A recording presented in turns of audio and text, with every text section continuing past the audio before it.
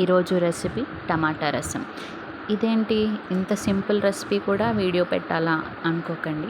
ఇలా ఒకసారి ట్రై చేసి చూడండి, చాలా బాగుంటుంది.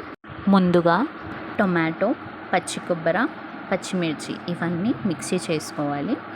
అస్సలు దీంట్లో ఏమి రాకుండా కొద్దిగా వాటర్ పోస్తూ మెత్తని పేస్ట్ లాగా చేసి పక్కకు పెట్టుకోవాలండి.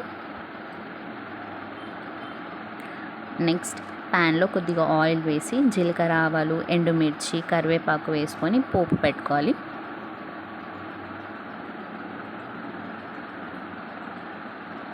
ఈ పోపు కొంచెం చిటపటలాడిన తర్వాత ఇందాక మనం గ్రైండ్ చేసి పెట్టుకున్న పేస్ట్ని ఇందులో వేసేసి మంచిగా మగ్గనివ్వాలి. అసలు పచ్చివాసన అనేది ఉండకూడదు. మొత్తం కలర్ చేంజ్ అయిపోయే వరకు దీన్ని మంచిగా కలుపుతూ మంచిగా కుక్ చేసుకోవాలి. సైడ్కి ఇట్లా బబుల్స్ వస్తాయి. ఈ టైంలో ఉప్పు, కారం, పసుపు వేసేయాలి. వేసిన తర్వాత మీ టేస్ట్కి తగ్గినంత చింతపండుని నానబెట్టుకొని దాని జ్యూస్ తీసుకొని ఇందులో వేసేసుకోవాలి.